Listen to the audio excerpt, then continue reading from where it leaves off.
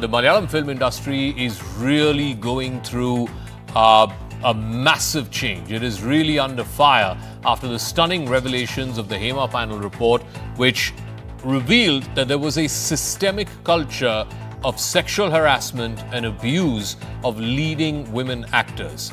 After the explosive charges from the female artist, the Kerala government has now constituted a special investigation team which has women police officers as well. Some of the topmost icons of the Malayalam film industry are in the dock, and that includes famous director Ranjit, who has quit as the chief of the Kerala Chalachitra Academy. This after a Bengali actor, Srilekha Mitra, accused him of sexual harassment during auditions for a film back in 2009. Now Srilekha Mitra has filed an official complaint with the police in Kochi. Along with Ranjit, another noted actor, Siddiq, has also resigned as the General Secretary of the Association of Malayalam Artists, or AMMA as it's called. Again, there were sexual assault allegations against Siddiq from a female actor. Siddiq has in fact now filed a counter-complaint against the victim, against the survivor, calling this a plot to malign his image. Another Malayalam actor has levelled harassment allegations against actor Mukesh, who's also now a CPIM MLA. The victim in this case has claimed that Mukesh physically and verbally abused her on the sets of a movie back in 2013. The report points to a powerful group of men within the film industry that's been targeting young female actors, some of them for years now, demanding sexual favors in return for breaks in big movies. Here are some of the revelations made by the Hema Committee.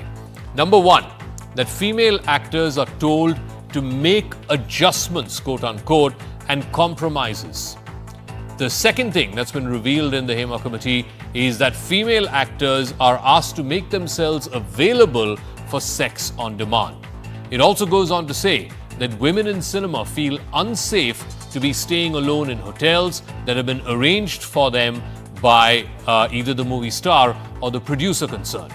Also, that intoxicated men who are working in cinema oftentimes target female artists in their hotel rooms.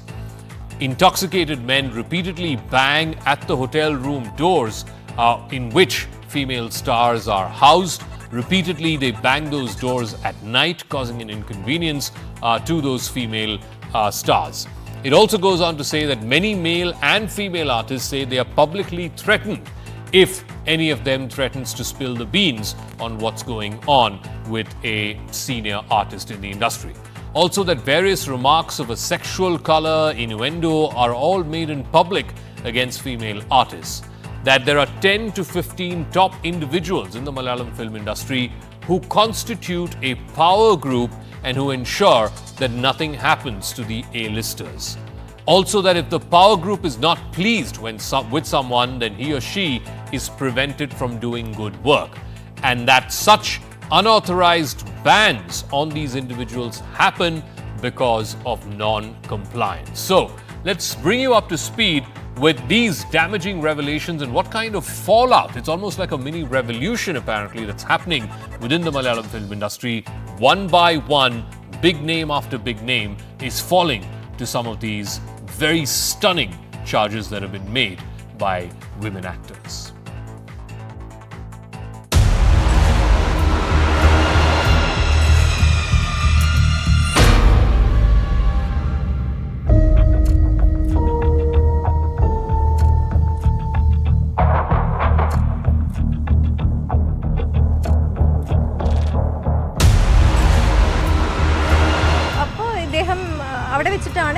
Sexually abused. It was a trap. He was touching my hand, my bangles, and it was just an innocent gesture maybe.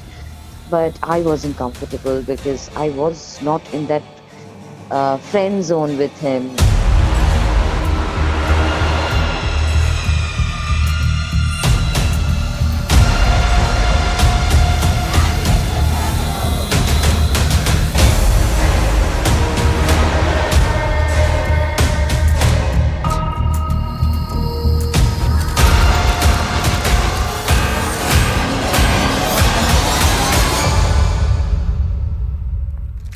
The organization that's been at the forefront of exposing these misdeeds among senior actors in the Malayalam film industry. It's called the Women in Collective Cinema, WCC. I'm now joined by Ms. Sangeeta Janachandran, who's a member of WCC.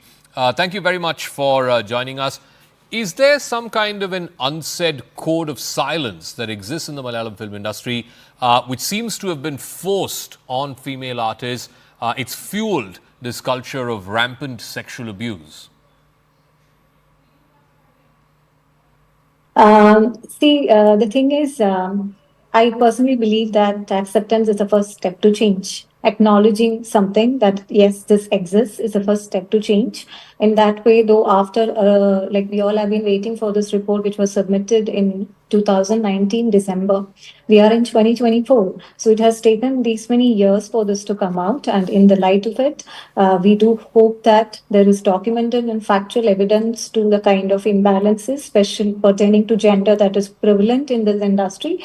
And cinema being such an influential, empowering medium, we do believe that it will resonate to all industries across. This will be a starting point to change. I do want to ask you, and you said this a moment ago, the fact that this report was given to the government sometime in 2019 and today we're in 2024, how do you react to that? Because no action was basically taken since then. In fact, the SIT has just been formed in the last few days.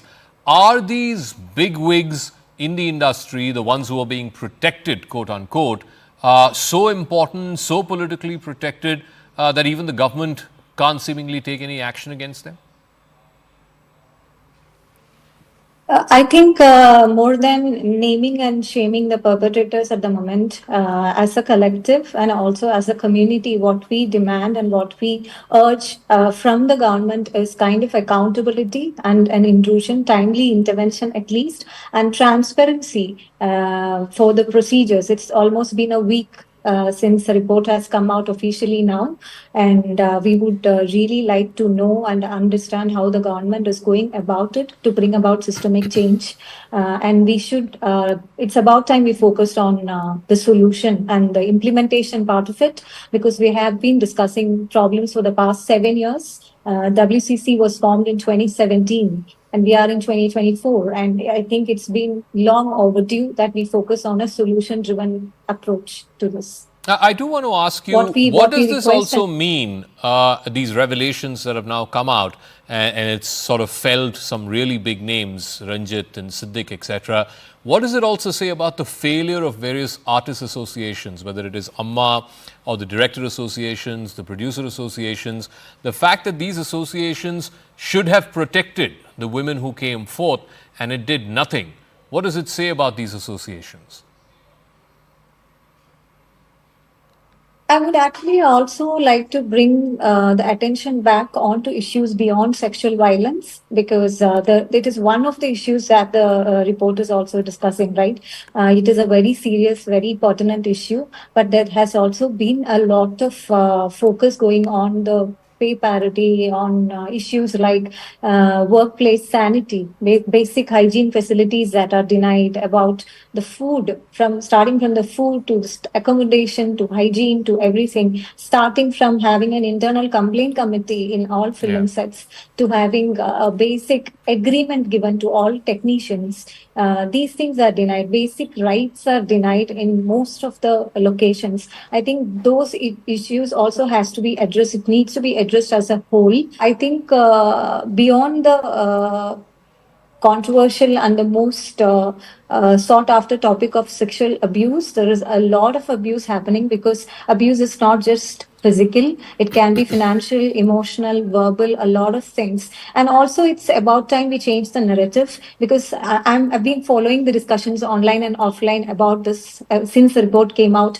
People are asking, why didn't she speak up when it happened? Why is she speaking up now? And why didn't she leave the job? If it's so uncomfortable, why are you not leaving the job? Maybe people, most of the cases, people don't have the privilege, don't have the financial privilege to leave their job. They can only insulate themselves and continue working. They have to coexist with the perpetrators. Sometimes they fear losing work, that they keep quiet. Now that there is a kind of a second version or second wave of Me Too that is happening all over again, a lot of survivors are feeling that a lot of them are feeling empowered. A lot of them are gathering strength from the solidarity that this report and this whole findings and recommendations are giving them.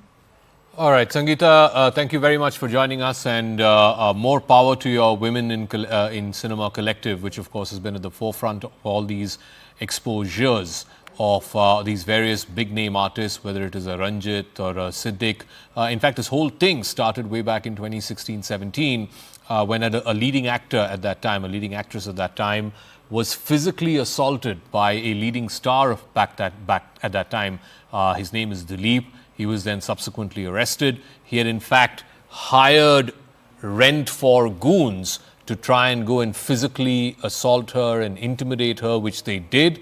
But the actress stood up to all of those physically intimidatory tactics, and the case against Dileep was lodged. He was even arrested for a brief while. That continues to go on in the courts, but that is what started, and that is what first exposed the deep rot in the Malayalam film industry, for an industry which gives such classic movies which are really at the cutting edge, which push the envelope just in terms of storytelling.